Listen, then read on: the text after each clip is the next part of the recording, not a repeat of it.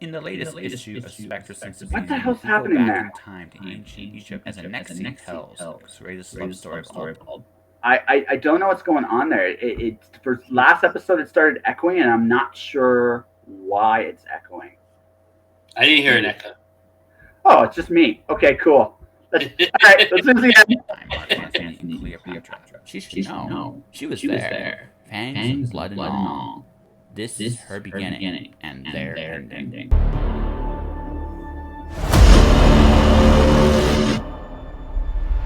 Spectre Since the Beginning is ongoing on Kickstarter right now. To support it, please click on the link in the description below.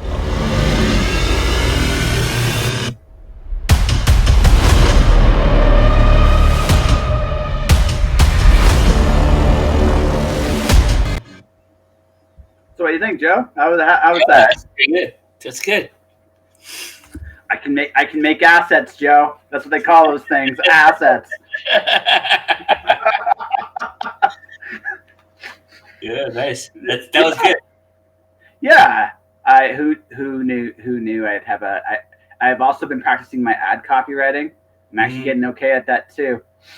People on LinkedIn are actually reading my shit. It's scary. Right. I might be good. Don't I might be, or I might just think I'm good, Joe. I might just think I'm good. I think there's probably a combination of both a little bit. Probably. Hey, you know me, Joe. I have never let me not knowing what I'm doing ever stop me. Yeah. Ever. Ever. So how you been, man? It's been a while since we talked. In some ways, it's benefited you in that respect. Yeah, that's right. Oh, hey, I look at it like this. I've learned this in life. It's okay to suck the first time. It doesn't matter what it is. It's okay to suck. The effort counts. I have learned this long. I think we had this conversation the last time we spoke about, the first time you fail. After that, once you get through that, you're never afraid of it ever again. I mean, there's degrees of failure, and there is certainly degrees of how it affects you. But ultimately, if you go through all that, you develop the thick skin, and it never really affects you again. You're always scared a little bit. I think there's healthy. I think if you don't have that, that's when I get nervous a little bit. Yeah, it's like, I got this in the bag. It's like, oh shit, why do I think I got this in the bag? Why do I think I got this in the bag? No. I have learned the hard way is when I'm absolutely confident I know what I'm doing is when I'm about to get reamed. That's what I absolutely do. There's something not right there. Yeah. It's like, wait a minute. Especially if it's artistic. That's when it really matters, I think, for me. Well, I think here's the thing. Like, as I've gotten older, I'm more confident in the sense of I have an idea of, I think in terms now of what kind of story I want to tell, which is great. I'm better at that, right? But where I'm a little scared, but in some ways I've gotten more scared. It's like because I figured out how to put my feelings and shit into the story a little bit more. Yeah. So I'm like, oh my god, am I really putting all this out there? Yep, I am. How bad could it be? And sometimes it's really, really good. Sometimes it's like, what the fuck? Sometimes, right? Sometimes, and this is when I think it's like, this story's great, and I miss that obvious mistake that my editor just looks at me and goes, why did you put that in there? And I look at it, no, I didn't. Yeah, I did. How did I do that? I don't know. I really, really, really don't know. But that all said, you've been a busy man yourself. Like I said, we talk about what I'm up to right now that I can't really talk about right now. So Joe knows, folks, but he's the only one who really knows in any real detail. But what have you been up to, man? Yeah, things are good. I'm about to actually hang out with our mutual friend Katie Salidas next week. I'm going to Las Vegas and going to be doing Combat Con. They're doing this kind of neat thing where they're taking writers and they're allowing them to write like a 3-page script. So a lot of them are like novel writers. So Katie asked me if I wanted to be a part of this thing where I could help them turn their novels into screenplay kind of ideas. And they're going to write like a 3 or 4 page script scene. And this is all a bunch of like combat stuff. So there's a lot of actors, there's a lot of stunt people there, and so they got filmmakers involved, and they're gonna take that, they're gonna film a 3 or 4 page scene with a fight or whatever choreographing they want to do with it, and then screen those at the end of the festival or at the end of the convention. So while they're doing all their other stuff, where throwing knives and showing people how to kick you in the face, and things like that. But so they added that element to it. So I'm real excited about that. It's it's been in the works. I've been part of the planning for like 6 months, so it's gonna be really good. It's gonna be a lot of fun. So I'm real excited about it. Plus I get to hang out with Katie. There's nothing better than doing that. So Miss Katie is probably, in my opinion, one of the most underappreciated people in the indie community. And I actually say that wholeheartedly, partially because she does it to herself. So Katie, if you are listening to this, it's a little bit on you, but also, no, she's quietly like a rock in a lot of places that you don't expect her to be there. She's always there doing something and helping out, and it's been kind of great. So like one of my first actually big clients for my advertising biz was Jane. That was super fun. I never thought me and Jane would get along so well. Like we're not. I mean, we do see some things a little differently, but our cores are very similar, which is just like, okay, we both kind of have the same. We value the same things very highly. So she's always a hoot to hang out with, and I was like, she was fun to do that. And as you see, I've done some comic stuff now, and actually some more comic stuff is gonna be coming out soon. Actually, that's the other thing. That's too awesome, man. Yeah. Otherwise I'm writing. I'm doing some writing. I got opportunity to write for an anthology, so that's my next story I'm writing. But it's more like a novella kind of thing, so I have to write a little bit more words than I would normally have to write for a short story. But I'm up for the challenge, and I pitched the idea, and the publisher liked it, so I'm gonna go for that. And then still writing screenplays and looking to do some movies here in the near future, and all the fun things that I'm doing, and writing, my books and everything that I'm trying to get out there and write. And Going Now is going strong, so that's everything I'm doing. So yeah, I actually want to talk to you a little bit about that, because here's the thing about this: your hands are still very much on the pie, but I've been noticing you've been slightly stepping back more and more as time has gone on. I'm not saying you still aren't steering the ship, because I know if you're not in front of the camera, you're involved behind the camera. But you're a little less in front of the camera than you used to be. I've noticed that you're quietly slowly going into the background, and it can become like the Dr. Evil I've always wanted to be. It is part of the plan, and that has been what's been going on, and it'll even be more pronounced in coming up in the fall. But I have been doing that a lot.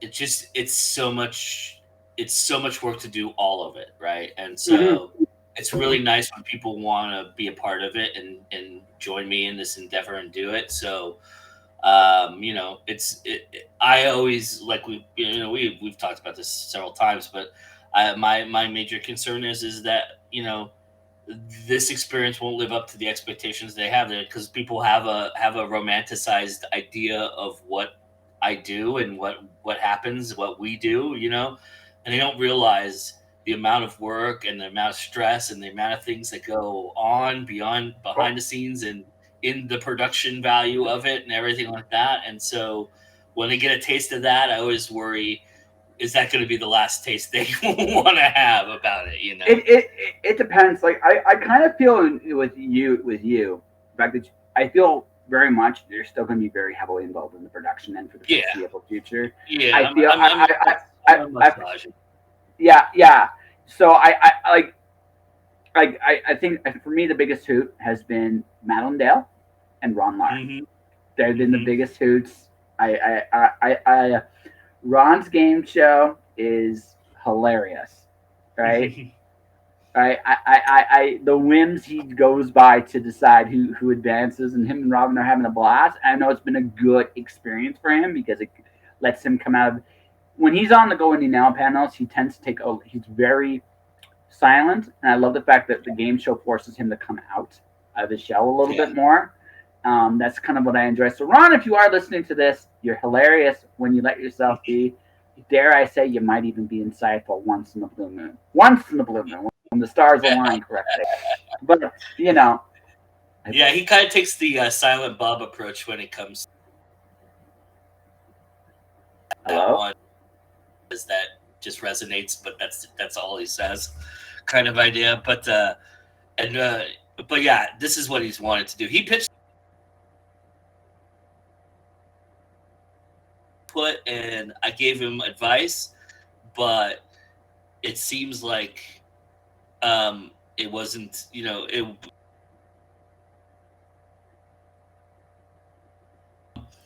but I gave him advice, and we've connected together on things, but it's all him. He created everything, and he's done all the work for the most part. So and Madeline Dale's the other one I've thoroughly enjoyed, because for her, this has been a great teaching tool for her, because she's going to be doing, I can see this in the future with her, she's going to be doing a lot more presentations when she's more doing cons and stuff, and this is a great training ground for her, because she gets to deal with egomaniacs like myself on a somewhat regular basis.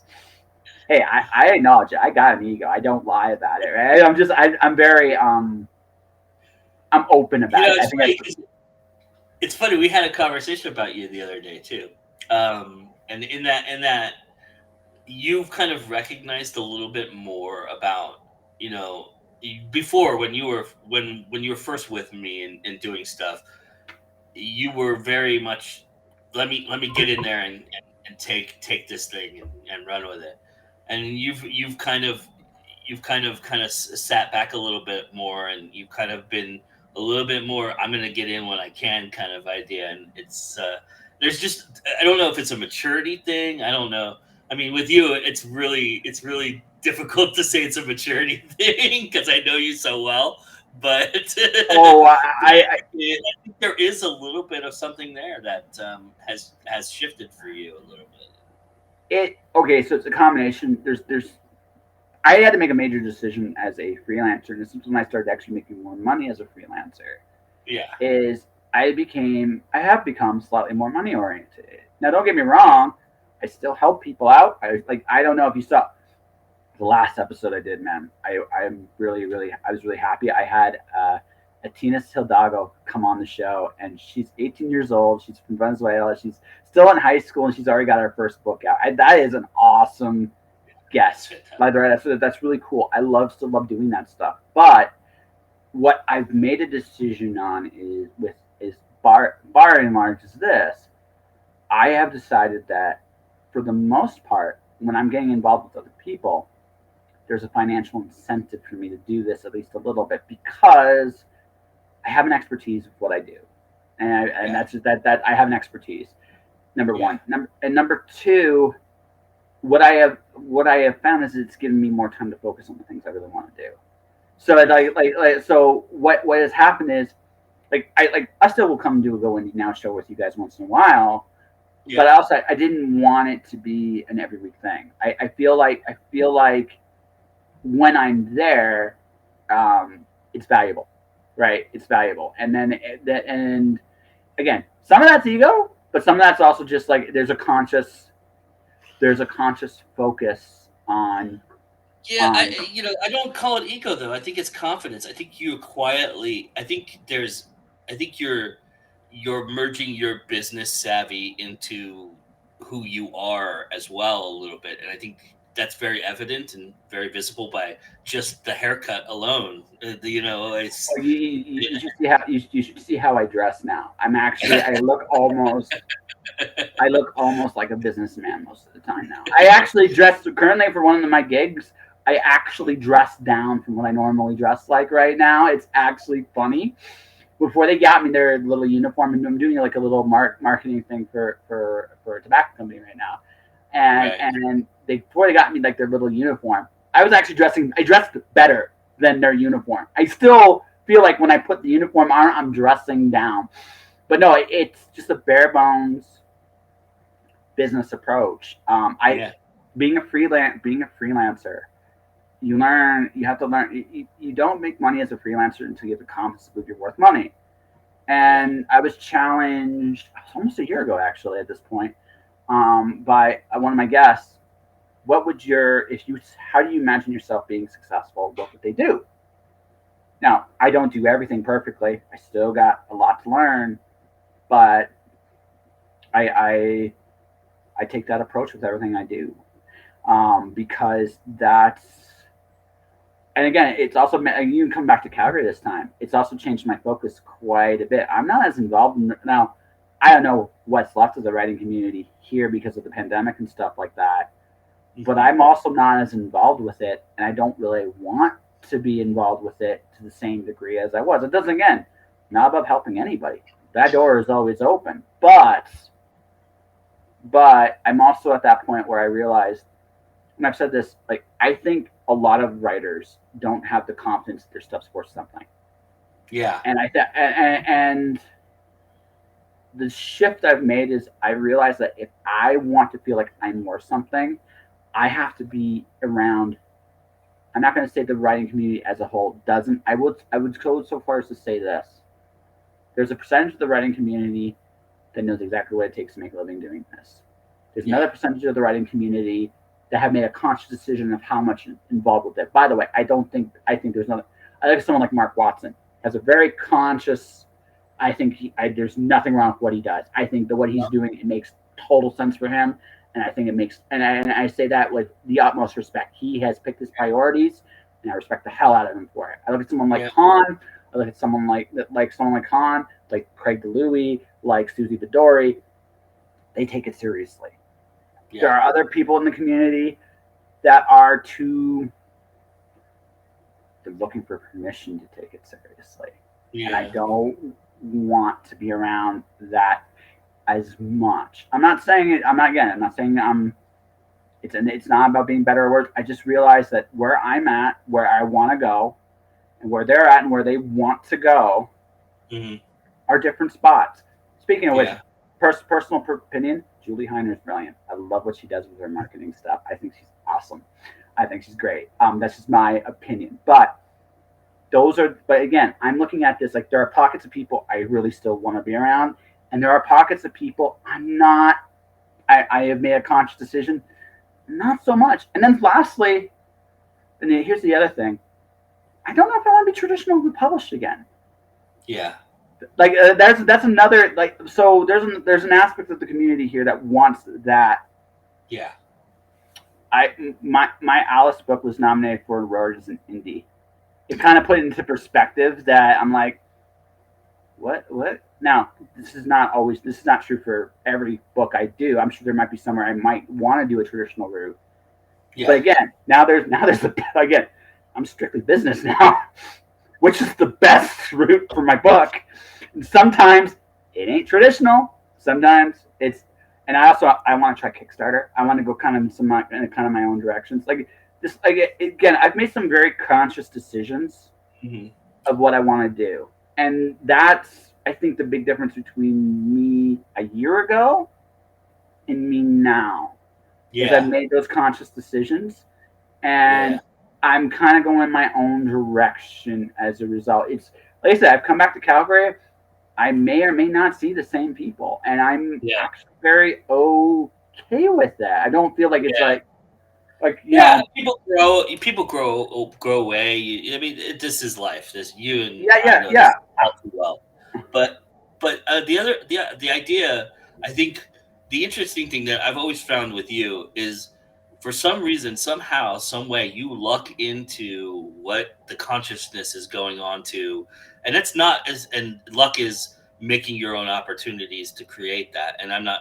And it's not just like willy nilly. You work hard to get to where you are, and you think about it, and you do all the things, the steps you need to do. but and I don't mean that as a discouragement. I'm trying to pay you a compliment in that respect. But the idea is you are on the precipice right now of an idea that I think is going to rule the roost in the next 5 years. Direct sales is going to change the game Oh yeah. for authors, and it's going to change the game for traditional publishing. It's going to change the game for Amazon and Hmm. everything else that's going on. And people are going to have to either adjust or catch up or try and take it down.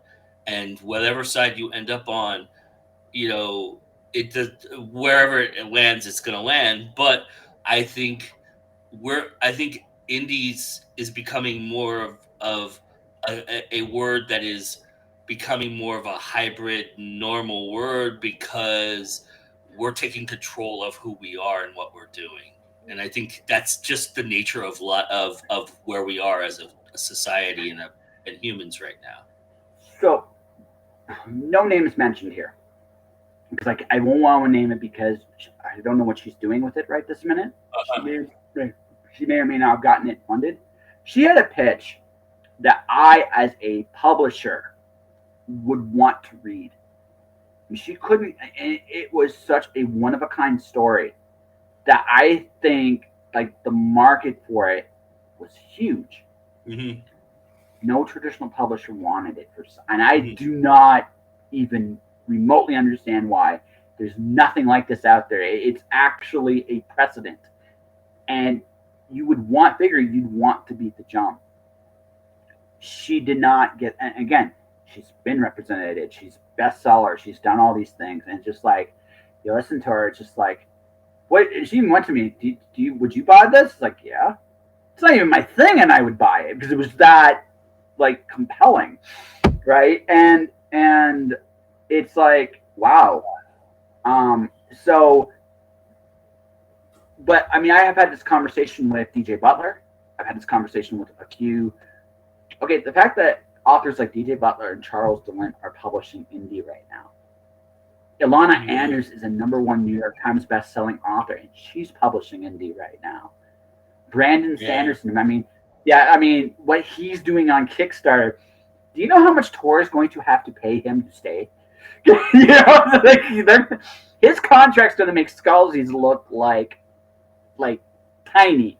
Because What he's doing is changing the game too in that respect because they're going to do a lot more to keep him than they're going to get rid of him, and they're not yeah, going to let him go that easily. So they're going to do more. They're going to bend to more of his wills and demands. I think, and I think that's part of the motivation for why he did the way he did it. But you know, well, I mean, yes, it's Brandon Sanderson, but also it blew up well beyond any expectation to such a point that his problem is, do I or do I not need a warehouse for this? That is yeah, an interesting problem to have, yeah. right? Right, and I say that like that because that's where he's But at. we in our circle, Brandon Sanderson's big, right? That's a big name. That's a maybe one of the biggest names.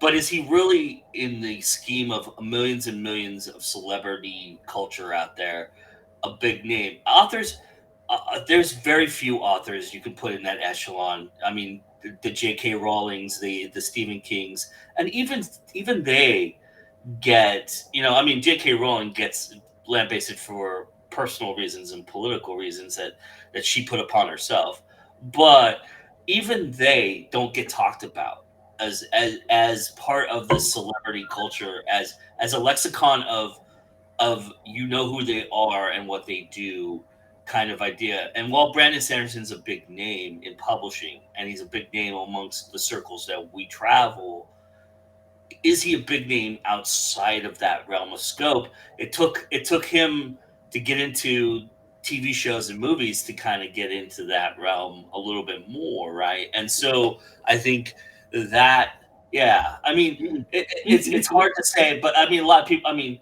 and I'm not dismissing that he's not a big name or anything like that, but it's just it's not the same, right? And so I think that when he does something like this, it is with motivation that he has get to that next echelon for himself, right? Because he's at a threshold or a point where he can't go any further. He can't do anything beyond that. And so this is a personal challenge that he's taken on himself because he seems like that kind of guy. Just listening to his lectures, he's very much about, what's the next thing that's going to make me better and challenge me. And no, that's a big part of who he is. But I mean, it's also just Kickstarter is still relative from an author point of view, an untapped territory. It's still very untapped. There are some people that do well with it, like Russell Nolte is the man. He's the fucking man at Kickstarter. Madeline Holland Rossi, she does really good on it. I'm finally getting her on the show. I'm actually really happy about this because I've never had her on the show. I'm getting her on it. It was supposed to be this week, but she got caught with something. We'll lose her business, but she's come out on again in a couple weeks, and I'm really looking forward to it. But no, there are some people like the thing about Kickstarter is it's not just a Kickstarter; it's Unbound. Like the thing about writing in general today, there are so many roads.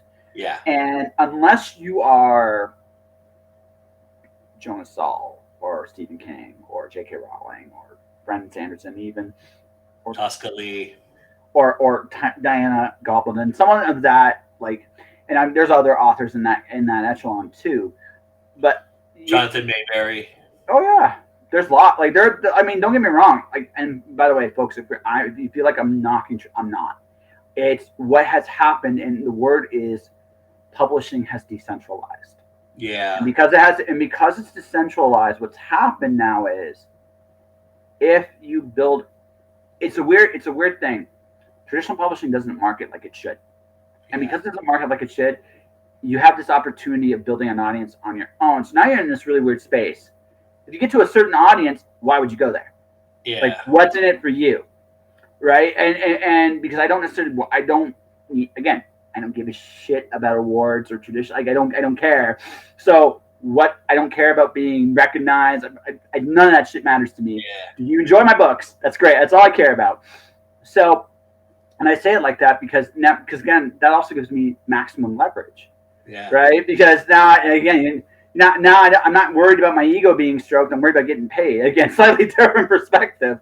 So there's precedence for this, though. There's precedence. Yeah. I mean, I was in it. I was in the music industry when it collapsed, and the music industry had this arrogance about it. The big music moguls had a big arrogance about it, and they continued to shut down.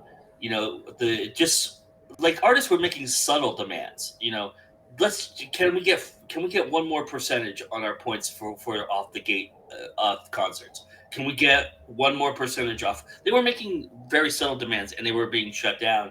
And you could only do that so much to people. And then the artistry itself was being so sanitized and so formulaic at that point. And I think the publishing industry, especially the traditional publishing industry, is falling victim to that a little bit. And like you said, somebody with a great idea, a brand new idea that will blow up. The publishing industry doesn't look at it that way. They look at it, is it a safe bet kind of idea? And that is the mistake that they're making, and it's going to cost them. It is going to hurt their business. And if they don't pivot, because the film industry went through this about 10 years ago with indie film, and they pivoted. They decided to change everything they were doing. They started doing things on digital. They started embracing divisions within their bigger companies like Lionsgate and DreamWorks. They had smaller divisions where they were producing their own indie films and putting their money behind indie film. And the film industry thrived because of it, and they survived because of it. And the film industry is close to becoming victim of what happened to the music industry, because the music industry is dead. Anybody who tells you that Sony and BMG and all them are still making music, they're not making music. They're making product. They're making celebrities, and they're endorsing celebrities. The music is secondary, maybe even third, to what they're doing in their PR machine. I mean, again, I've looked. I know people who are traditionally in music. You can still make money in it.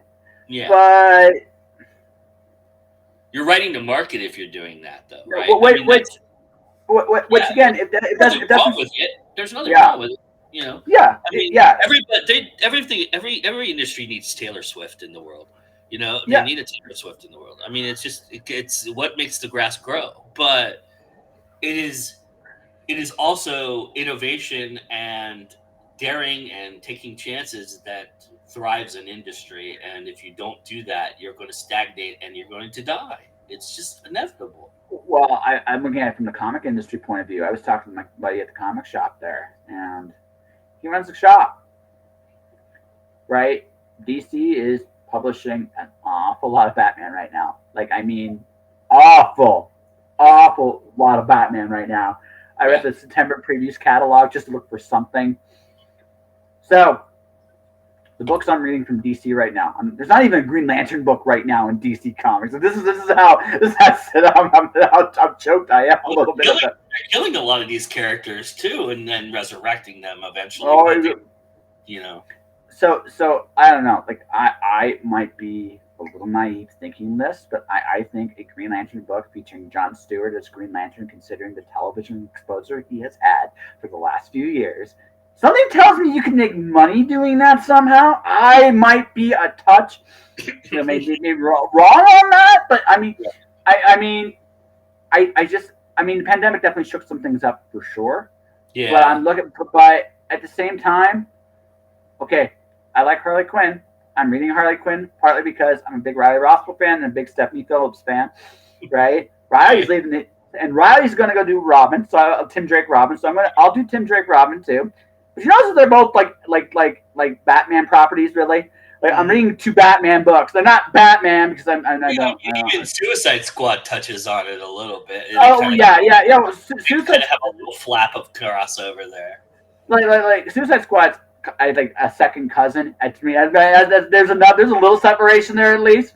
Right. But no, like okay, like you have the Legion of Superheroes, you have Teen Titans, right?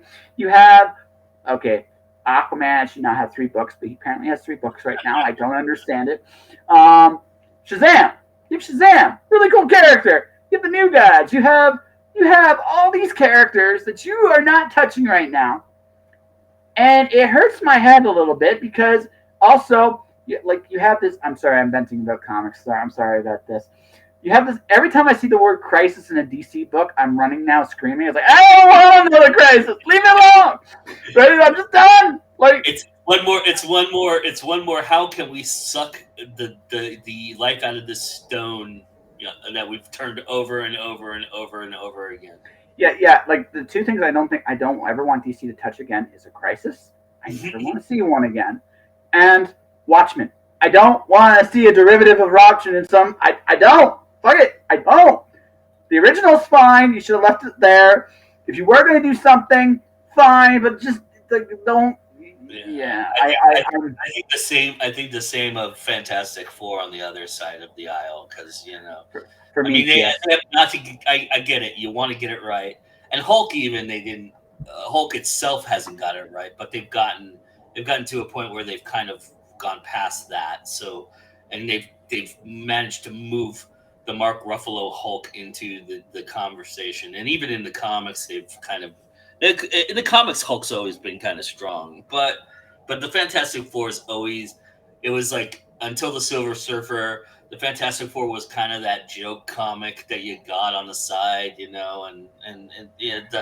the Doctor now they're leaning heavily on Doctor Doom, and so. And I get it. You haven't done it right, so you keep trying to push it, but it's one that I don't need anymore. I mean, let's see. I heart me the Fantastic Four when it's done right. I like listen. It's a family of scientists doing cool shit. Yeah, like that's what the Fantastic Four is. It's a family of scientists doing cool shit. But it's the same. It's the same origin story as the Marvels, and so you run into a meteorite or you run into a force field and you get superpowers, kind of thing. Yeah, but that's the least interesting thing about them. Here's the cool shit. They go into pocket universes. They go to like these crazy. They're not. I wouldn't make the Fantastic Four a traditional superhero book anymore. This is what I would do with them. I would just make them. Hey, family road trips. We're gonna go and tour the galaxy. Oh look. a giant black hole about to throw civilization. Let's do something about it, kids. Treat it like Star Trek a little bit. Yes, a little Star Trek, but a little bit more. Actually, no, a little bit more. I would have a Star Trek kind of like sci-fi concept to it, but have like a family heart in the middle of it. I wouldn't make it like. I wouldn't make it like the Prime Direct. I don't want that. No. Star Trek does that well. Don't copy Star Trek completely, but you don't. The Fantastic Four should almost never be doing superhero shit in New York. They should just be going to all these really quacky places. Do what you should do with Superman. Make it fun. Just don't try to put him have the same thing with like Superman. Have Jimmy Olsen become a monster every 4 issues. Have Superman go to the Bottle City of Kenda, or have him go into outer space. Have him and Lois do something really stupid together. Because why the fuck not Superman, right? That's what they did from the 60s to the late 80s. It works. That's why Spider-Man has been so successful. Spider-Man invented that in the 70s and the 80s too. They took Peter Parker to multiverses. They took him to they took him and he had to fight a big lizard. He had to fight a big guy made of sand, and all of these villains that were and you were either on the side of this is the brevity that we needed, or this is not the Marvel I know kind of thing, because Marvel was getting darker at that point a little bit too.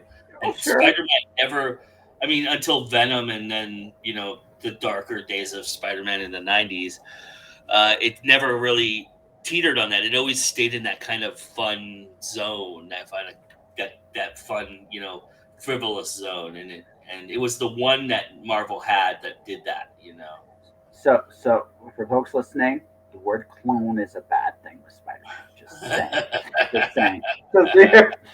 Most of us, because the moment the word clone got involved, at first it's like, this is an interesting idea.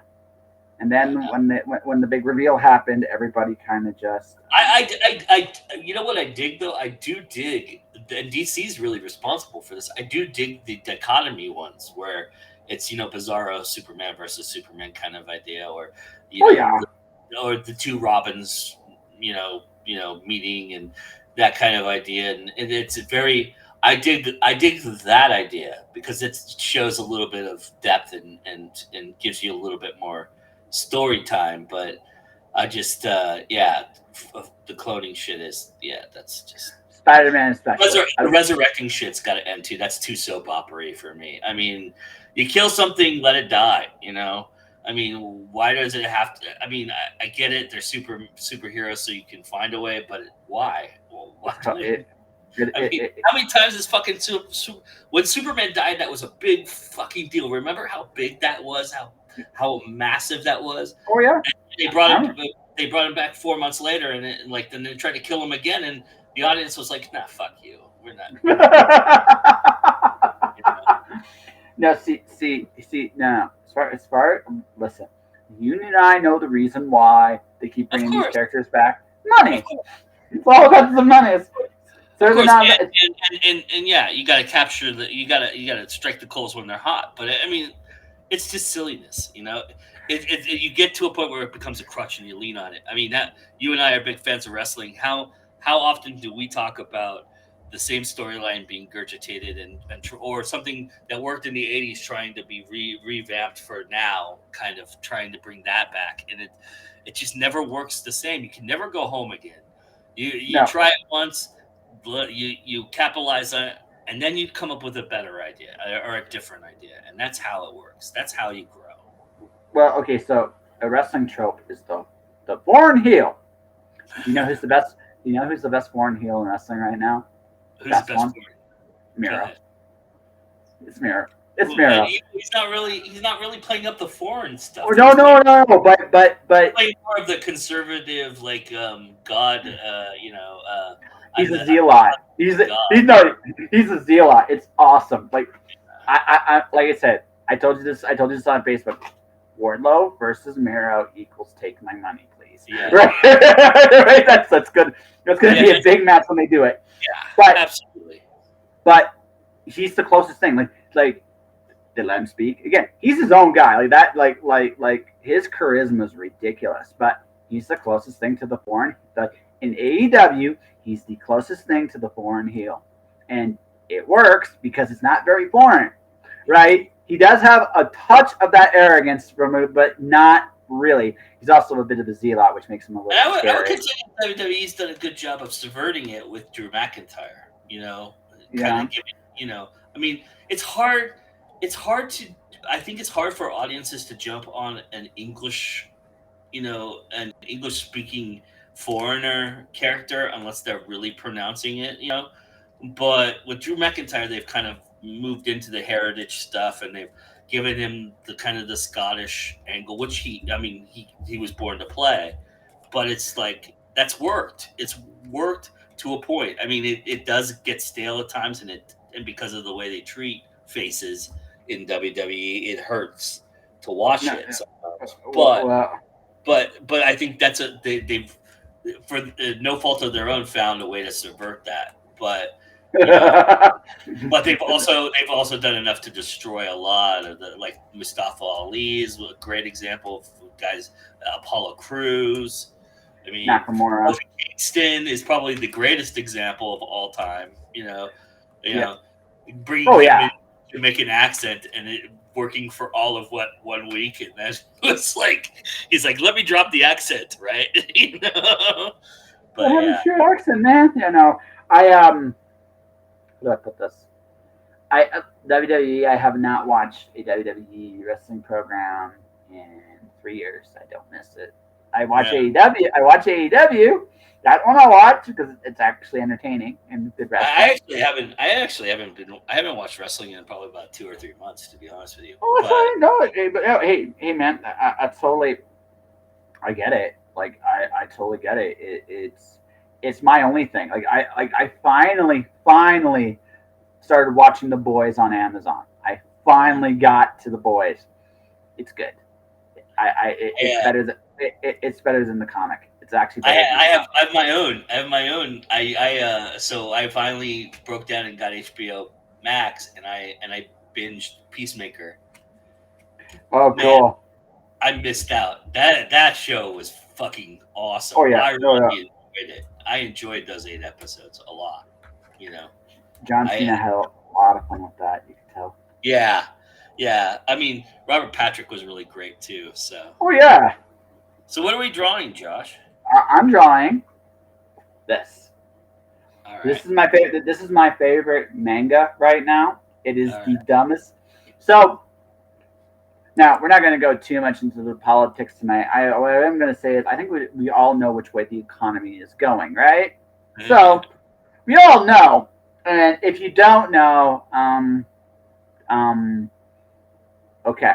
So I'm going to say to the people that don't know, and so to everybody else that is not surprised about what's going on right now, so self-medication is not necessarily just drugs. It's escape into really, really cool, fun shit. This is far and away one of the most fun things I've ever read. It's about a spy that has to go undercover, and he marries an assassin, and their daughter's a telepath, and only the daughter kind of knows what's going on. She's also 5, so she's so it's a little hard for her to process that her mom's, a professional killer, and her dad's a professional spy, and she can read his mind, so he confuses her at least half the time, which I think is really great. And it is like nobody knows what the other ones really have done, and the pretends are really cool. But the really cool thing about this is on the romantic side, Yor and Lori are slowly falling for each other, but not quickly. But that's why it works. It's not forcing it. Mm-hmm. It's just, and because of that, it's letting the book be as silly as it possibly can be, and it is downright hilarious. Some of the things, like so there's a spy that wants the main character's love, so she goes undercover with him for tennis, and she challenges like the assassin to the game of tennis. Well, Lloyd, that's the spy's name, Yor's wife. They practice tennis with each other, She's such a deadly assassin. The first time she hits the tennis ball, she hits it too hard. She shatters the ball. Right? She is. She's like, oh, I didn't mean it. And she comes off incredibly, almost sweet and innocent, almost, right? And then then her and the spy go head to head for like one round, and the spy just gets her ass handed to her, and she starts crying, and it's funny as fuck. And I'm just like, and the cool thing about that is nobody knows what's going on except for the daughter, who kind of understands what's going on, kind of, right? Okay. Right. So it's silly. Again, if it sounds silly, it is silly. That's why it works. It's not trying to be anything special. And I think, like you said, in tough times, people medicate, and one of the best ways to medicate is in fiction. And you escape with a good story. So it's also one of the reasons why I've been playing into advertising a little bit more, because advertising is essentially bulletproof. So yeah, it's essentially bulletproof. Nice. Yeah, so that's why. One of the reasons. The other reason too is I realized that advertising is more. Again, I'm a little bit more money oriented. It's flash fiction, but pays more money. Mm-hmm. that's why I figured that out. I was like, wait a minute, this is flash fiction. Only it pays touch more money. Okay. All right. I'm trying to figure out what to draw. So okay, how about this? Once I finish drawing this, I will try. I will try my hand at a Fantastic Four character, and you can try. And you can try a Batman character. We both draw something that we can't stand. Neither of us can stand for different reasons. Okay. But once I finish this, no, it's it's like I've been. It's been really cool. Like I said, I've worked with some great people doing this. Got to work with Kat Flannery. She's a ton of fun. Also pushes you to be your absolute best. Nice. Yeah. And me and Mr. James have a lot of fun together too. Can't wait to meet him in person. Yeah, he's a hoot. He's a lot of fun. Yeah. Very smart guy though too. Very smart. Oh yeah. Of course, yeah. It's the one thing about our community. There's not a lot of dum dums out there. We've got a pretty smart community. Sometimes I wonder about me. Sometimes. Sometimes. Oh yeah, I wonder about you too sometimes, but that's all right. It's okay. I listen. I'm just glad you care, my friend. I'm just glad you care. What happens? Yeah. Actually, and I'm very curious about this. The one guy I think that I think could do even better than what he's doing. So I was thinking, in the community, who has it all? And I realized, dude, that I think that absolutely has it all is JD Estrada. Yeah. He's got it all. I mean, he's got charisma. He knows how to talk. He's funny. He knows how to advertise. Yeah. He's an incredibly sweet dude. So I just realized, if anybody's got it, I can't say I'm perfect. Sometimes I'll pretend like I am, but no. Oh, no, perfect. I mean, that's no. But there's no real hole in this game.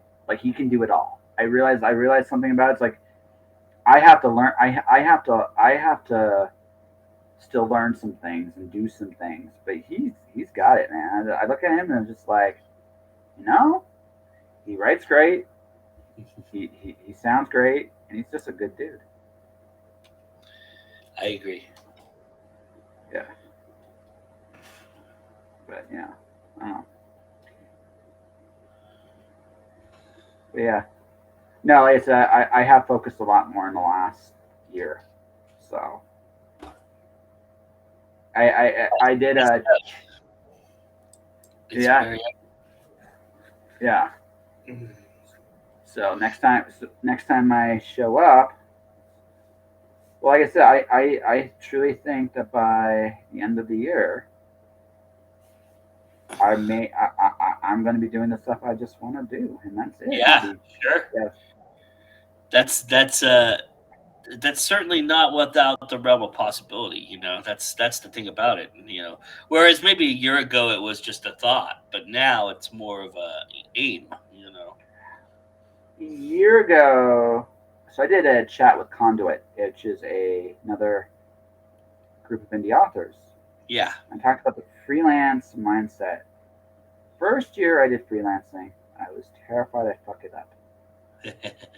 I don't know. I think it's a natural reaction. Yeah, when for you sure. do it, when you do it. So here's the guy. I'm going to cover this later on. Not today.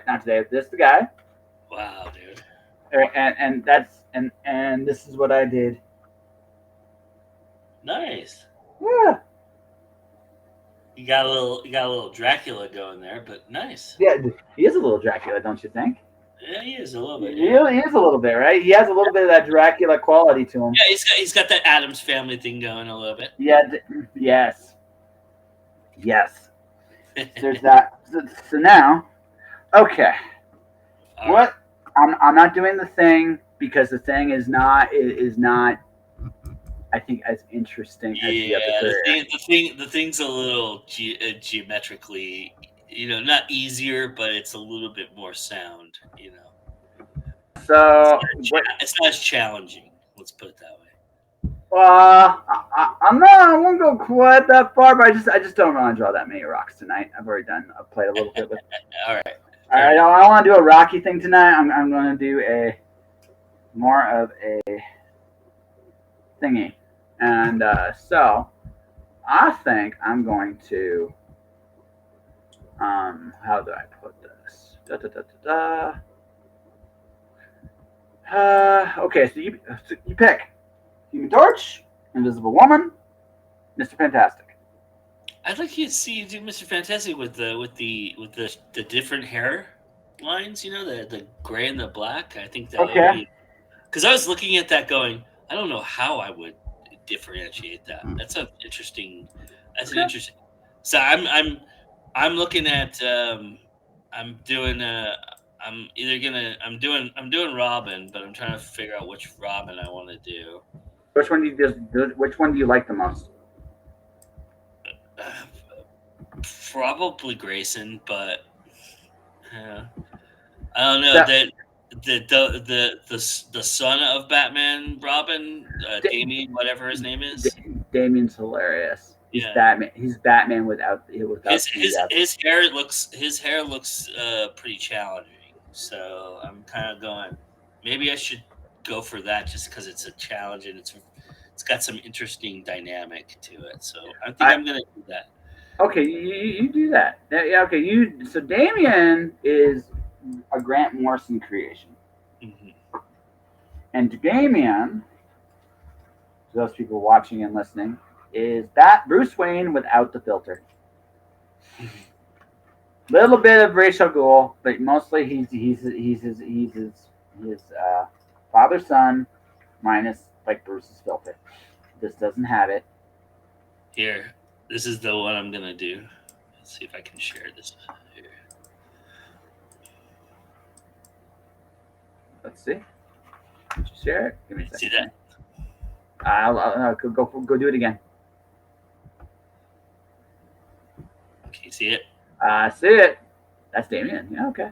Yeah. That's it. So that's the one I'm going to try. So we'll see how it goes. All right. So, ladies and gentlemen, he's going to try that. I'm going to try Mr. Fantastic. So what prompted you to go back to Calgary? I'm kind of curious about that. A feeling more than anything else. Yeah. I still of how to put this. If it's too delicate a subject, no. It's going to sound a little weird.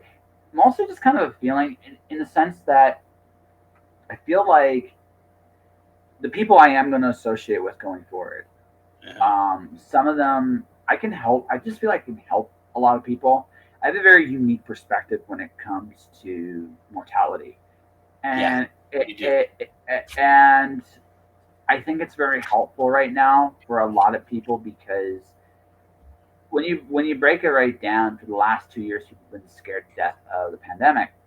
Now, there are some people still scared to death of the pandemic, and and you need at some point to go forward and live, Yeah. and that has not fully hit Canada like it's hit the rest of the world. Canada's got its own perspective on that, Yeah. and I don't necessarily agree with the. I don't really agree with what we're doing. I mean, we are now the outliers compared to the rest of the world, and Uh-huh. and that's not a great thing. I think at this point, I think it's again at some. I'm not trying to diminish the seriousness of what happened in the last 2 years.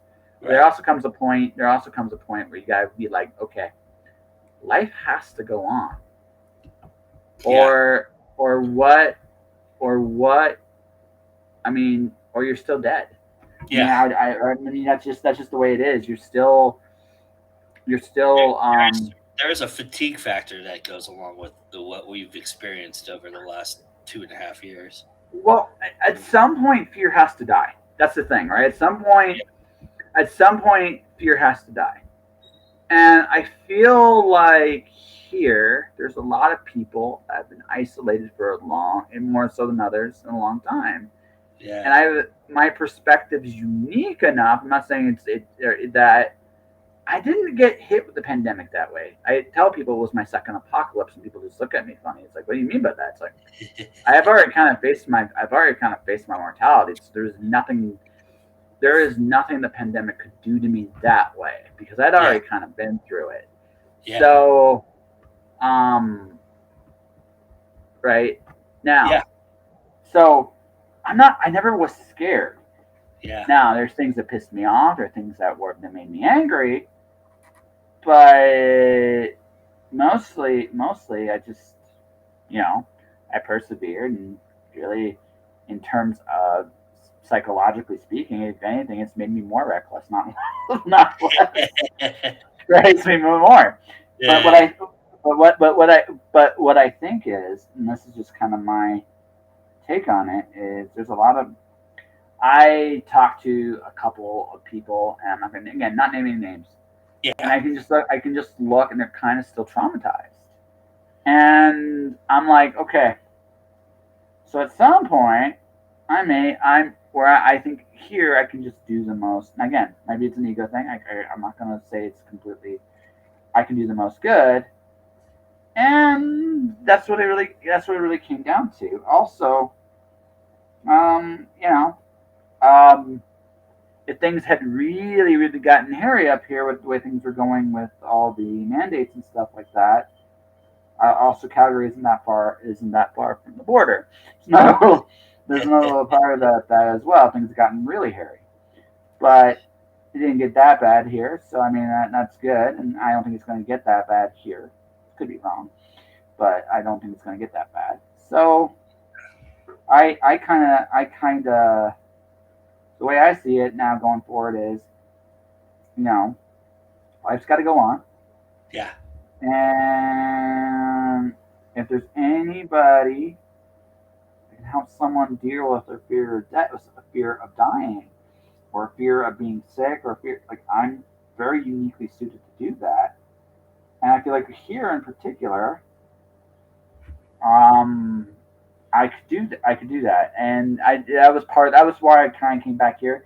The other thing too is, although I feel like I don't think I'm going to stay here forever. Something tells me that my time in Calgary is going to be temporary again, and I won't be here as long as I was last time. Yeah. But at the same time, I think it like this is a good place to build to finish building Yeah. up. So and like why not? Like I can help some people do some good here that that only I can do. I Yeah. think, and so not again. Maybe I'm crazy to think in those terms, but again, it's one I of those don't think. feelings. It's one of those feelings, and I Yeah. just went with No. it. I think you've always been very good at trusting your own instincts because you know how that works out, and I think that's a good thing to have. I think that's a good feeling. Hmm. So Yeah, I and think like I that's said, and the last thing too is I went back to Windsor and it's great to see my dad again. But I Yeah. also realized where I've grown, Yeah. and you know, I'm always going to love my dad, but I also realized that, I'm out. I came out. The reason I was out here, there was a reason I had gone out here. I only am going to go back to Vancouver again. I might be that guy with the RV that goes everywhere. I could definitely see that being a very real possibility. But at the same time, because I'm still crazy as fuck, and I'm going to be doing whatever I damn well please at this point in my life. Because that's just who I am. Um, but um, but You ready for, you ready for my Damian Wayne? yes, I am. Let's see if I can put that up there. Not bad, my friend. He looks a Yeah. little drunk. He does look a little drunk. I'm not Yeah. gonna say. I'm Yeah. not, Yeah, a little bit. we're gonna call him The Stoner mask, Damien. the mask gave me trouble. Which is ironic because I thought that was going to be the easiest part, but the mask gave me a little trouble. So the hair was the easiest part. I was like, I didn't think I Yeah, was going to nail the hair, but that's cool. Whereas yeah, me, I'm still working on my Mr. Fantastic. But yeah, that's the short version. I think I'm gonna be doing my thing for another.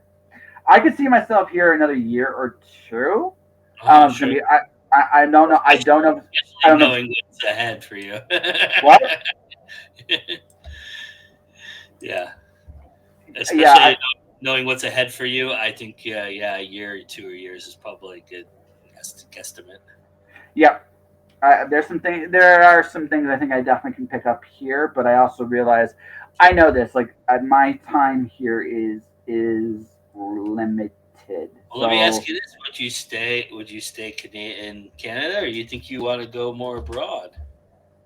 Have you ever thought about that? I have actually the lot. Everybody's got their opinion about what happened in Ottawa in Yeah, February, right? yeah, Now, my opinion is really simple. Whether you agree with it or not, it was a protest.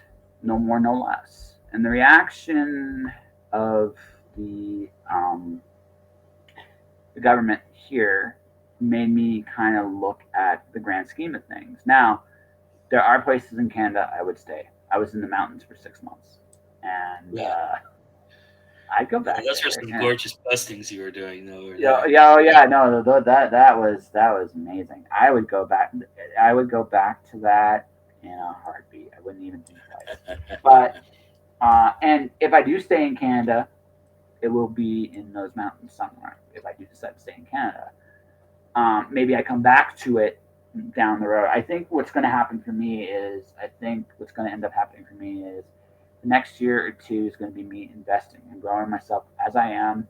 Maybe have a few relationships and different things too, right? And kind of learn and grow a little bit in that regard as well. And then I think when the time comes, um, when I'm free to go absolutely anywhere, I'm pretty much the kind of guy that's like, well, what is anywhere look like? And I think that's the next step for me. I'm I'm being honest about it. Right? I No, have that makes sense. yeah, like that's like I'm not. I'm one of those guys that pretty much, and it's become more pronounced now, not less. I just do what I damn well please, Yeah, and I'm not. Again, I don't want anybody hurt or anything like that, right. but I'm gonna do my thing. So you really got one of two choices. You can let me do my thing, or you can deal with me if you don't let me do my thing. I don't think you're gonna like me if you don't let me do my thing. So just let me do Yeah, my thing, and I'll leave you alone. But I don't care that much, right? Right? But that's where I'm at, at this point in my life. Is like I said, the pandemic, if anything, made me care a lot less, not more, less, because I am no longer at that. I just realized that it's not, I don't have to cooperate. I can just be yeah, me and just do what I damn well please. Like I said, me and Jane are surprisingly a lot alike, right? Right? yeah, Um, so now I'm not saying that who knows? Maybe I meet somebody and fall in love here, and I rethink this. But I think I think for me, I mean, honestly, this is for me to get whatever those final things I'm missing to really succeed. And Mm-hmm. once I've made it, and notice there's no stutter on that. Once I've figured this out and I have conquered this, Uh-huh. however it takes me to conquer this, I don't see myself sticking around. Yeah. I just don't. I think I've outgrown. I don't know where else I can go in Canada. Like this Yeah. point, like Yeah. right. You've That's pretty much been everywhere. yeah. It's. I'm not. I'm not saying that I could go just anywhere in the United States, but I feel like for what I do, You I'd could. be respected more down there than I would up here. This is where I think it's going. I think respect in America is kind of a oxymoron, but Yeah, so I kind of look at it like this. Like I'll get again. I look at it like from the point of view of getting paid for my work. yeah. Definitely can do it better there. In terms of America's own dysfunctions, well, I look at it like this. That's why I'll be mobile, and that's why you know I could always go back up to the mountains in Canada, or hell, I might even just go to Mexico. Fuck it, I don't care, right? And that's pretty much it, right? I kind of again I just hit this one of a point where it's like I need a reason to care, and what I mean by that is you want me to stick around? Cool. Why would I stick around? What's in it for me to do that? Right. And I think that's where I am. So here's my crack at Mr. Fantastic. All right. Because I'm drawing something new. Oh, nice. Yeah, I liked how you did that. Yeah, that's my crack. Don't Nice. think I got it quite right, but I did. I think an okay job, all things considered. By the way, Cool. I hope you realize now the song. I'm blaming you for this, not my own twisted imagination. Right? For some reason, when I think of Mr. Fantastic, I always think of the song Barbie Girl. It's the whole wrapped in plastic, it's fantastic thing. So that I just blame you for that. Yeah, but yeah.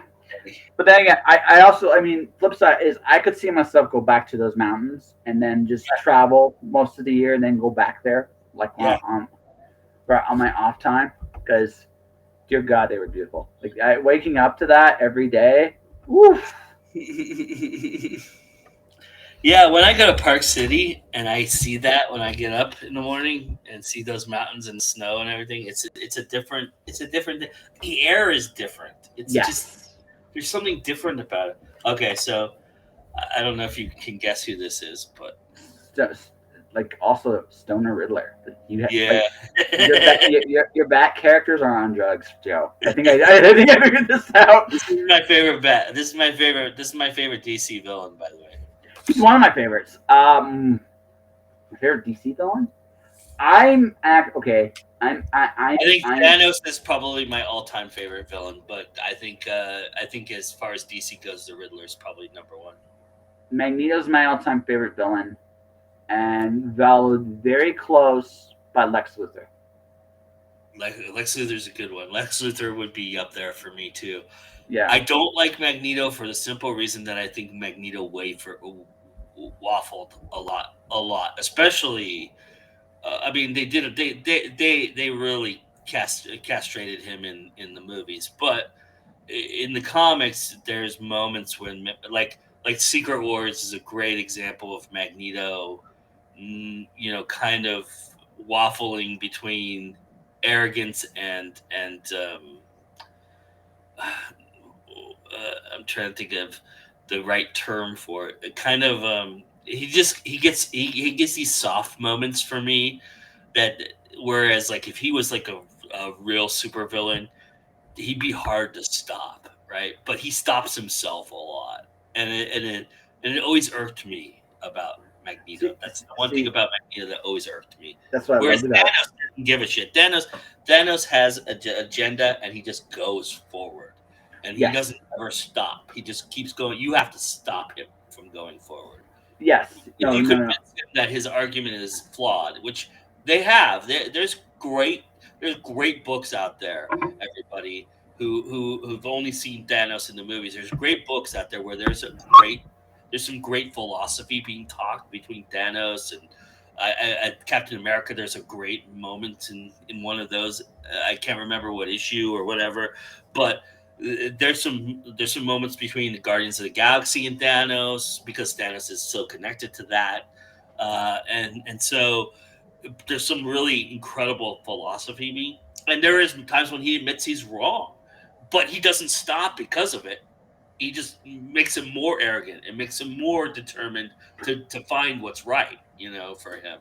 So I think that's what makes a good villain. So Thanos is a zealot. That's what makes him terrifying. He's freaking powerful, and he's a zealot. He's like Miro, except Miro actually is trying to emulate him, not the other way around, right? He is inevitable. And the thing is, he's strong enough that he's a threat to everybody. And it's his self-belief and determination that's almost admirable about him. It is, but it's terrifying because he thinks he's right. Yeah, and that's what makes him scary. Magneto's the thing that makes it's just the polar opposite with Lex Luthor. What makes Lex Luthor scary is that he is right. He and sometimes he lucks into it, which is even more scary. That Lex Luthor can find a way with just him being brash and arrogant. He lucks into being right, and that's the kind of scary thing about Lex Luthor for me. So Luthor, okay, I'm gonna go to Magneto. Then I'm gonna talk Luthor. Magneto. Here's why I like him as a villain: is he's the ultimate coward. He's the biggest hypocrite of them all. And that's what makes him interesting is that he sometimes has got a great point because of what he's experienced and what he's been through.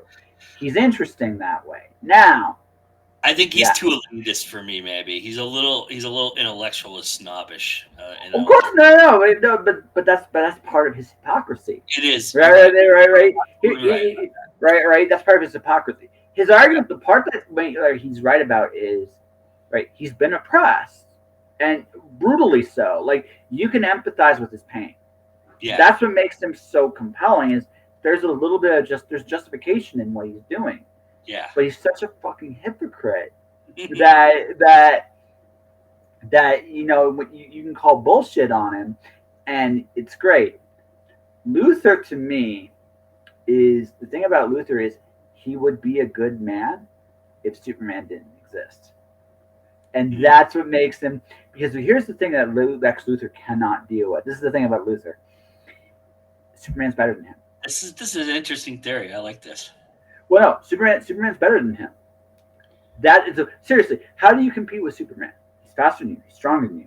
He can do anything you can do. Which I think is what made the Batman v Superman interesting. That was the one dynamic I thought that they kind of captured a little bit correctly.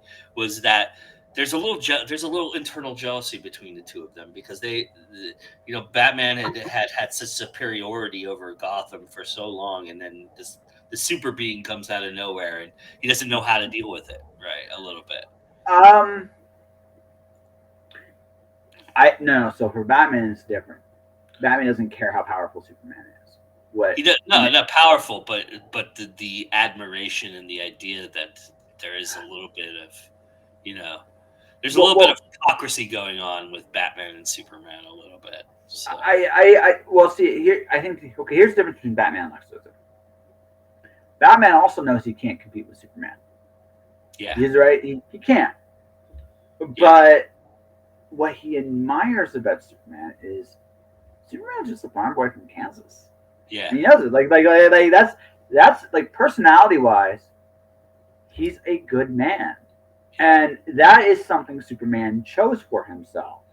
Yeah. And that's what Batman admires about it. Yeah. Right? Superman, and also the other thing too. It's ultimately what brings them together. But but the other thing too is Batman also realizes something.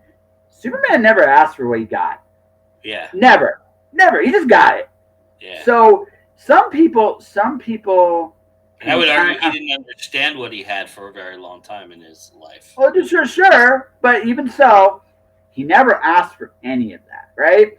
So, can you really be mad at somebody who just literally that's Batman's point of view. Lex's point of view is I just can't compete with this motherfucker no matter what I do. Yeah. Fuck that guy. And that's literally that is Luthor's hatred of Superman. Ultimately, it's simply because at the end of the day, Superman is better than him, and Lex knows it and can't deal with it. For Batman, the difference is Batman realizes that Superman never asked for any of this, and he's still a good guy anyway. That's why Batman and him can be friends. Luthor just can't deal with it. That's what makes Luthor like. The only thing I would change with Luthor, honestly, is this. I think Lex Luthor would love Batman. Like, he would admire Batman a lot more. And wouldn't be... When it comes to just guys who just go out of their way and do the right thing for whatever reason, I secretly think, like, if I were to do Lex Luthor, like, my own take on him is...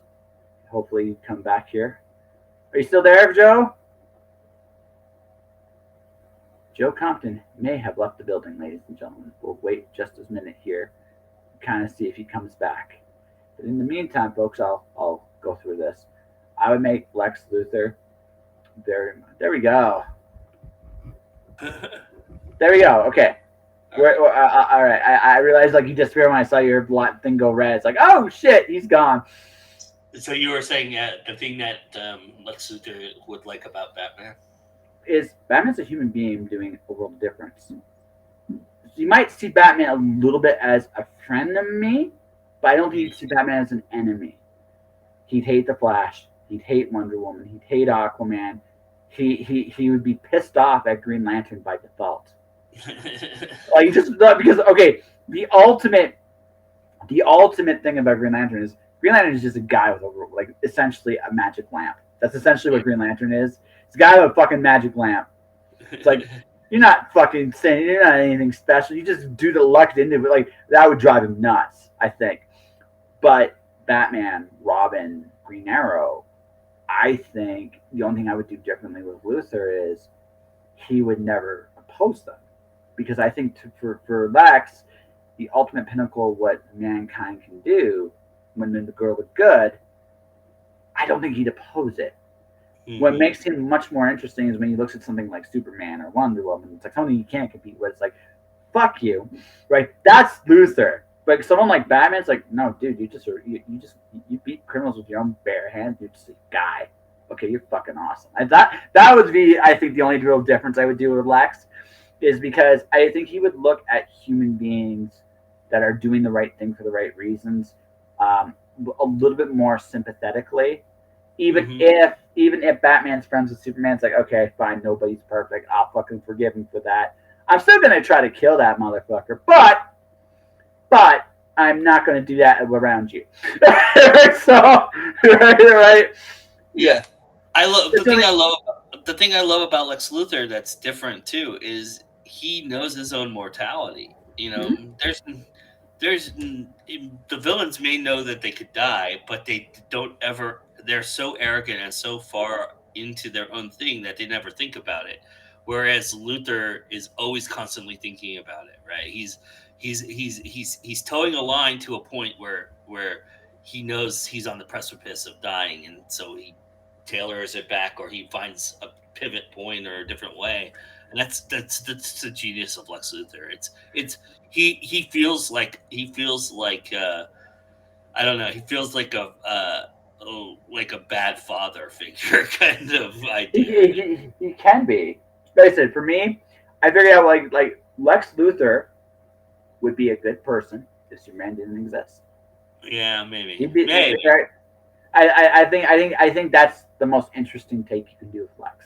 But then would he be as interesting? That's the thing, right? I mean, what compels him to be better is the idea that he has to fight Superman and Wonder Woman. And Yeah, I mean there is that aspect to him, but I think here's the thing: if he didn't have them to deal with, he would look at the problems of the world a lot more seriously instead of seeing them as the problem of the world, right? And then you think he would be like a Professor X kind of idea then? no, he would Would be he be another. more of a mentoring idea? I think he would be somewhere between what Batman is. I don't think he'd ever put on a suit and fight crime per se, but I think but he would be the guy that would go to Batman and say, "Hey, look, I love what you're doing, but have you thought about this?" And right, that's who he would be, right? He would be the guy that would be looking at how to tackle the big issues. Also, really interesting. I think I would love to see this as a personal thing. Lex Luthor versus Ra's al Ghul. I think Oh yeah, that's interesting, it right? is. That's actually interesting. So, but again, those but because Superman's there, because there's an alien there that's better than him in every way you could possibly imagine, right? And I'm going to turn this into a wrestling conversation. You ready for the pivot? Sure. This is what makes Bobby the Brain Heenan the greatest heel manager. Makes him the greatest manager of all time. I know Paul Heyman is getting up there, and he's really good. And Heenan's still better than him. Bobby Heenan to me is Lex Luthor. He could never beat Hulk Hogan. He could never find a way to beat Hulk Hogan. So every chance he got, he turned Andre the Giant against Hulk Hogan. He sent the biggest, the baddest against Hulk Hogan. He everything that was motivated by Bobby Heenan. And then when everybody saw his greed and they turned on him, he weaseled out of that by changing the conversation in a direction. He was so amazing at reading the room and being the slimy, oh, I'm gonna be this guy. There's a great moment in the show that they used to do, and I forget I think it was like Tuesday Night Titans or something. Oh, I know. It was him and Monsoon would host it, right? Right, and they had a round table with him, McMahon, Mr. Prime Perfect, time. Prime and, time. okay, and Mr. Perfect, and Ric Flair is doing a remote. And Ric Flair's blaming Mr. Perfect, and and Bobby Heenan is sitting right next to Mr. Perfect, and the whole time he's like, "Yeah, Rick, right, yeah, Rick, right." And then when Rick goes off the screen, he's like to Mr. Perfect, "Yeah, Mr. Perfect, yeah." He's playing both sides in a one-way conversation. Yeah. And it's just brilliance. It's absolute utter brilliance. I mean, there's a subtlety to what Paul Heyman does that is so amazing, but there is no subtlety to Bobby Heenan, and that is, I think, Lex Luthor in a nutshell. There's no subtlety to Lex Luthor. Lex Luthor has none. Lex Luthor is an open book. He has intelligence. He has schemes. He has things that he won't share with you. That he's on a chessboard 3 steps ahead of you most of the time, except for when he's battling Superman because he can't figure out how to get his rook out of the corner. And that's Bobby Heenan. Bobby Heenan's kryptonite was Hulk Hogan, Mhm. and that's what made, I think, him the greatest manager of all time. It's just he is Lex Luthor in a nutshell. So I consider Bobby the Brain Heenan the most talented talent to ever do wrestling because was a decent wrestler. He wasn't the greatest Yeah. wrestler, but he was decent. He was better than a lot of people remember him to be. Now I'm not talking like the '80s when he was still a manager. I'm talking like Well, back when in he got in trouble. I don't know if you know this story, but he got in trouble for stretching San Martino when he wasn't supposed to, and then the next night San Martino stiffed him hard, and he hey, listen. Back in the old days, they did things their way, and also, like I said, Bruno was the man. We're not even going to talk about Bruno. Bruno was the man, but he was a decent wrestler, great manager, a better commentator. Better commentate. He Right, was right. especially when he had to commentate Hulk Hogan. The most amazing the most amazing sentence to ever come from a commentating booth was the day that Hulk Hogan turns on the entire world and goes heel, and he runs out of the thing, and everybody goes, and then you hear Dusty Rhodes, and everybody go, "There's Hulk Hogan, there's Hulk Hogan," and then you hear Bobby Heenan out of just the most subtle breath you could ever hear. Yeah, but whose side is he on? He foreshadowed the entire thing in that moment. And if you go back and watch that, you go, holy shit, how did I not see what Bobby Heenan saw? But it made sense for Heenan because how he always saw Hogan. But my favorite Bobby Heenan commentary moment was the Royal Rumble '92. The moment from Ric Flair walked down with number 3 all the way to the end. Heenan was hysterical, right? Like my favorite thing about that whole thing was about halfway through the Rumble, Jake the Snake came in, okay, stopped Piper from putting Flair to sleep. Say, oh, thank God, Jake the Snake. Oh, thank God. And Jake gives Flair a short arm clothesline. Why, you no good, dirty. Then Piper saves Flair from Jake. I'm sorry, Piper. You're right. It's a kilt. It's not a skirt. And then when Flair puts figure 4 on Jake and Piper's feet and bone, I take that back. It was a skirt. It's always been a skirt. It's always like he was so like that's my favorite Bobby Heenan commentary. Yeah, you think about people always talk about how Jerry Lawler used to call the Royal Rumble. He stole all that from Heenan. Heenan used to go, "Oh, that's my guy. He's my pick. And then he'd get thrown out. He goes, "Oh, I never picked that bum. I would never pick that bum. I picked." That's the thing, right. So, except for '92, Ric Flair was number 3. He's like, I'm gonna apologize to the audience. I cannot be impartial here.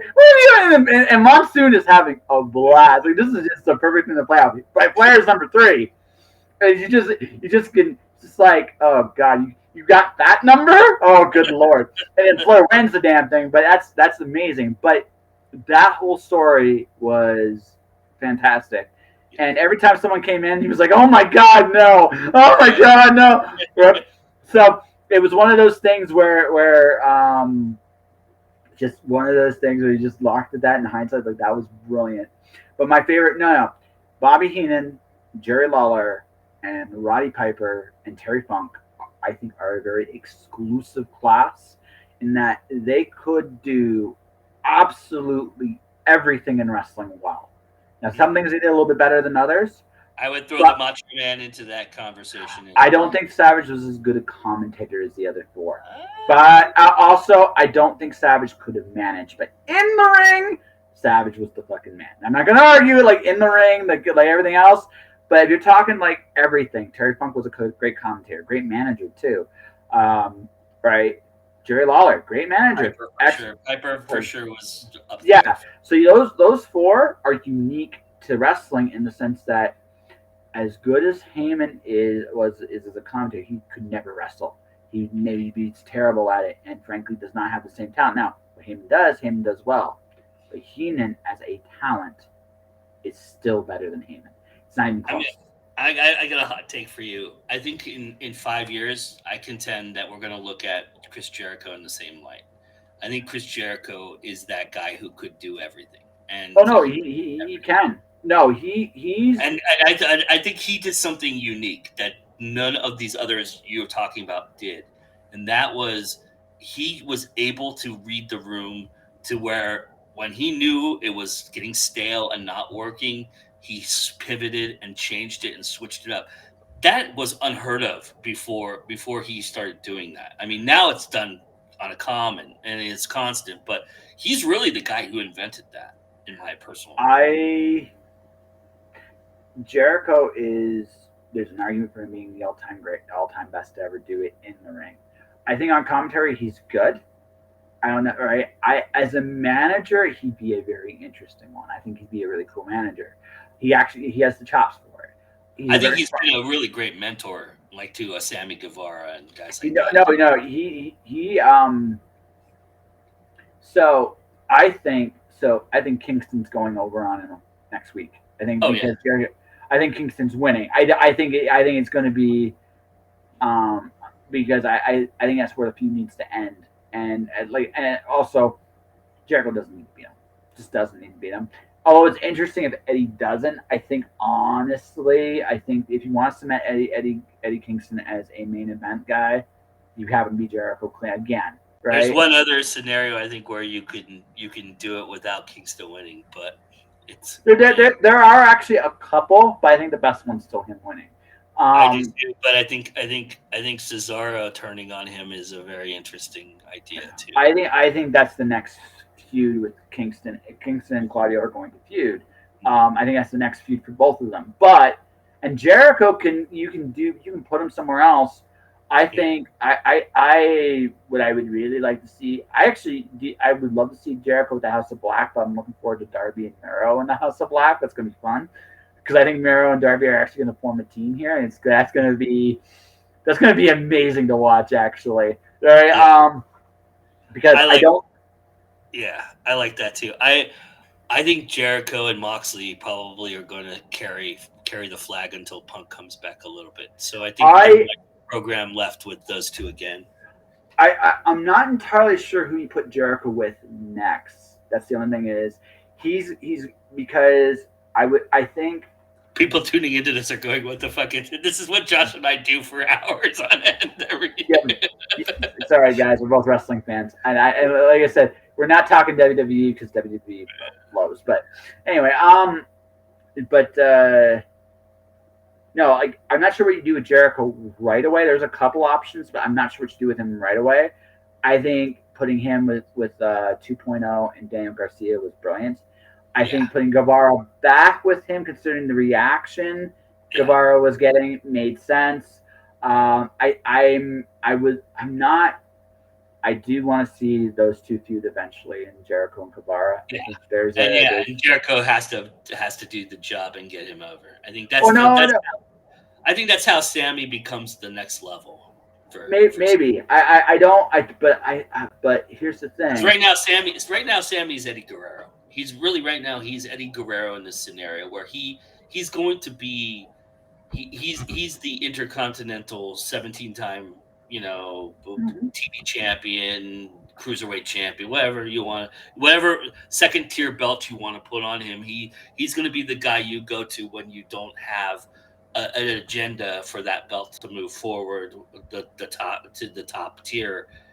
Like right now they've got it on Wardlow to move him to the top tier. Yeah, When yeah. that is over, I think you're going to go back. You're going to see Sammy go back and have a program with whoever that belt is going to be floating I around I for. I I think Wardlow is going to actually feud Guevara for the belt. I think Wardlow's killing him because that's the. But I think Guevara is a good person to play off of Wardlow because he's such. For whatever reason, him and Ty Conti Well, had. Wardlow's got the rocket ship strapped to him. He's going to the top. Yeah, You're not going to beat him until he wants to you want to get him to that next step. But you're not going to do it against Moxley. You're going to do it against Punk. yeah, So oh yeah. Wardlow's going to be the guy to beat heel CM Punk. Yeah, that's all right. He's going to beat heel CM Punk. yeah, Um, I kind of see that happening the same way as well. I think that's where CM Punk's going to be fresh again. He can't do this. He can't have this nostalgia thing forever. So it's I was very curious what they were going to do with him because I think they were going to turn him heel. They've been hinting at it for a while. They've done a really good job foreshadowing it. So I'm kind of curious what they do with him when he comes back. I don't think it'll he be turns very heel. interesting to see how they mix it in when Kenny comes back too. I think obviously the trios titles is what Kenny and the Bucks are going to run with for a while, but I actually don't think it's going to be Kenny in the Bucks. I think it's going to be Hangman in the Bucks. That's where you no, put that. I think the reason they don't have the titles yet is because they're waiting for Kenny to come back. Oh, no, they've said it, but I actually think it's a much more interesting story, right? I Right? agree. I agree. With it. There should be a closure between Hangman and Kenny for sure. I definitely agree with that, and I also think that you know you can't ignore what Dash Wheeler has done and Dax Harwood and what those guys have done either. I think I think you you're I think what Is it Cash or Dax that's been doing the single stuff? It's Cash, right? It's Dax. Dax has Dax. been Okay. doing So it. Dax is kind of doing the thing that I think everybody wanted Matt Jackson to ultimately do, which is, be the singles guy and run, show why he is one of the best wrestlers on the planet, and ultimately, I think you're gonna run into a Shawn Michaels, Marty Jannetty kind of situation with that I don't think eventually. I actually don't think they break up ever. Well, I I don't don't. either, but I don't think they're going to do it that way. But I do think that he has elevated his stock above his partner at this point. So, and I think that's going to be a tough thing for them to manage. But I think honestly, like they've done an incredible amount together. I think I think that what they might do there is they might go the Hardy Boy order, not in the sense that they're both just very viable, good. just have them split and say, "Hey, let's do our own thing for a while," kind of thing. Yeah, you don't necessarily you don't necessarily need to break up a good. Why break up a good thing if you don't have to? The one thing that I thought that WWE did right with the New Day was they let them have singles runs every once in a Mm. while, right? I also here's you want to hear my real hot take, crazy hot take. I think Xavier Woods is the guy to beat Roman Reigns. Wow, I still think it's Cody. Well, no. Cody makes sense, but I think Xavier's the most interesting story you could tell. I think Cody wins the Rumble, Yep. jumps into a triple threat with him and The Rock, and he takes the title. That's how I think it's going to go. But I don't think you can do Roman Reigns with The Rock with the belt. You don't need it. You well, just don't need I think it. if you had to do it that way, which is the way that Vince wants to do it, most likely, I think you put Cody in that match, though. So I don't like I, it. I don't think it's the right call. I think you have to I, have beat Roman clean, but I actually think that the best way, if they were to WrestleMania right now, honestly, it should look like this. One of the matches you're gonna hate me should be Cody versus Seth night one for the titles.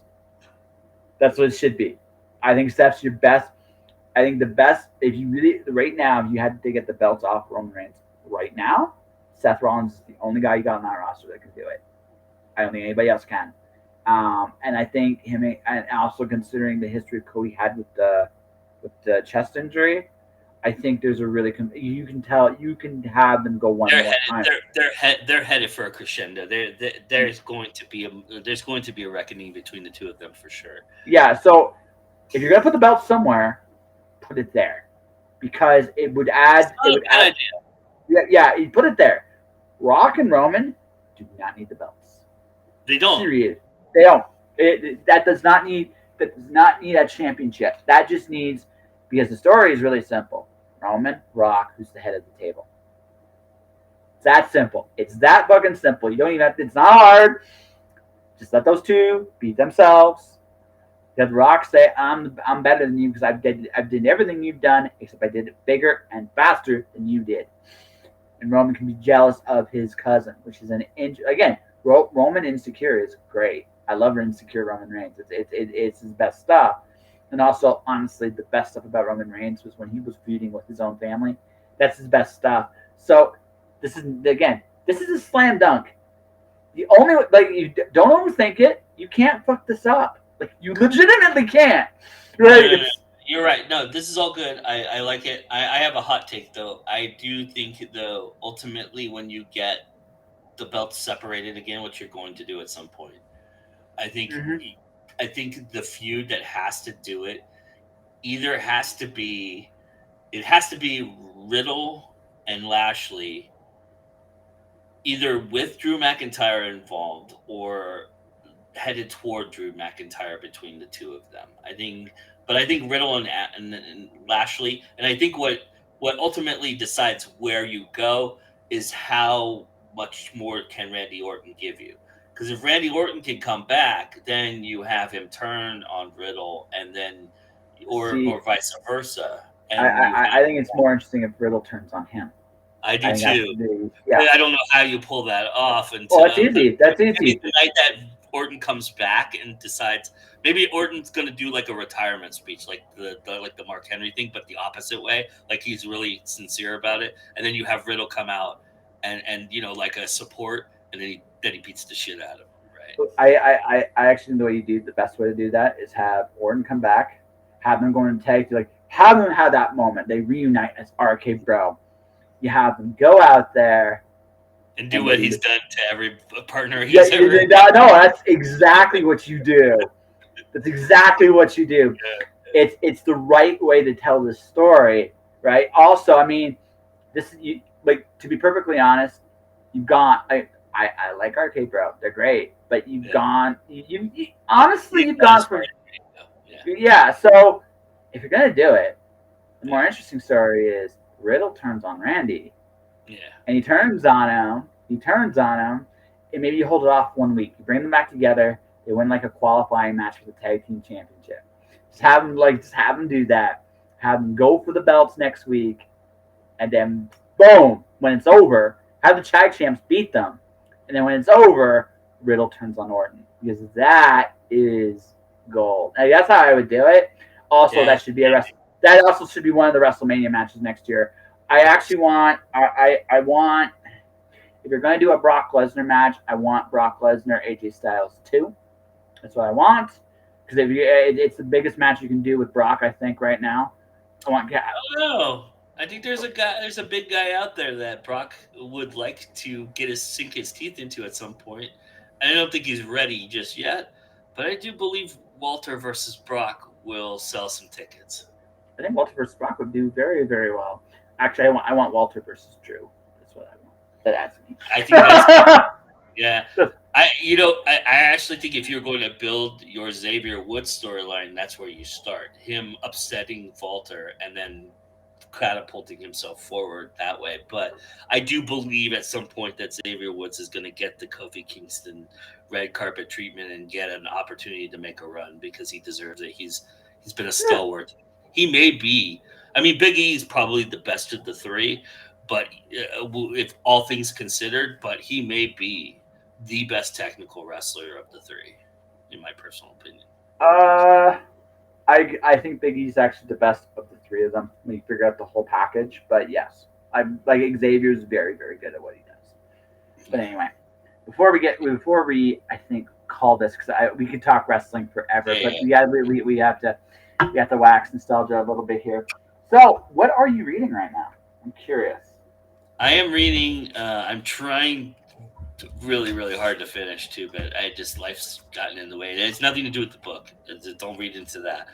It has all to do with me. And I'm reading Into the Black by Adam Gaffin, which is his short story collection about his universe, the Cassidy verse, that centers around his main character, Kendra Cassidy. And it is, without, spoiling the review or anything, it's captivated me pretty good. I'm really enjoying it. Next on my list, and I've read G.D. Blackrose's Summoner's Mark series has been pretty good.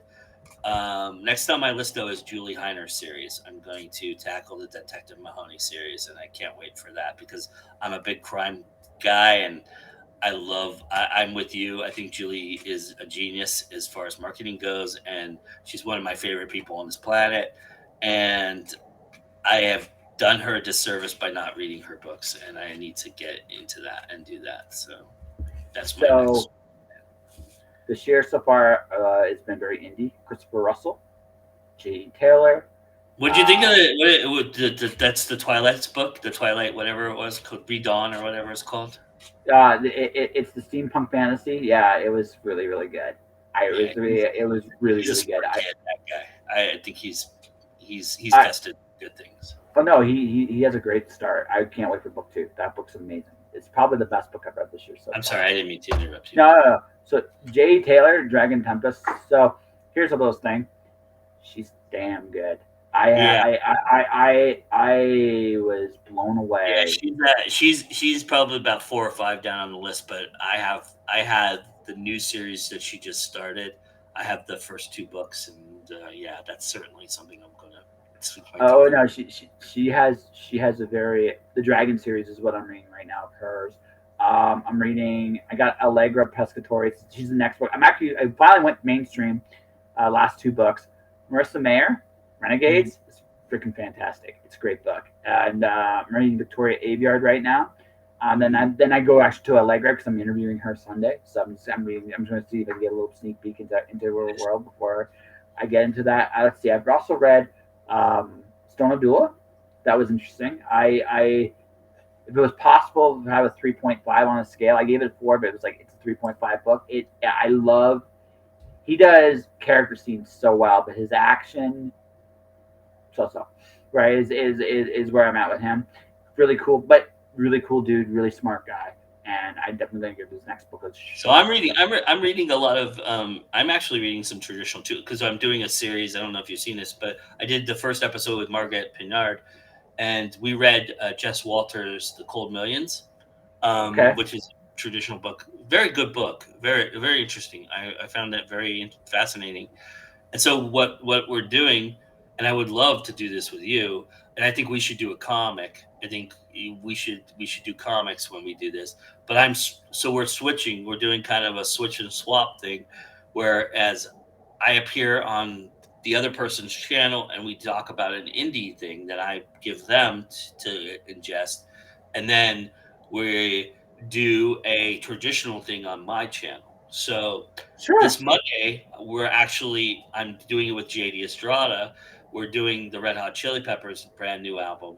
We're going to talk about that on Monday, and then we're going to talk about an indie album that he and I agreed upon on his channel. So that's this cool thing I'm doing. So I'm reading a lot more traditional books. I also really, again, another person I owe some service to is Jonas Saul, and I need to get into his books as well. So Yeah, he's something I actually have not read yet either.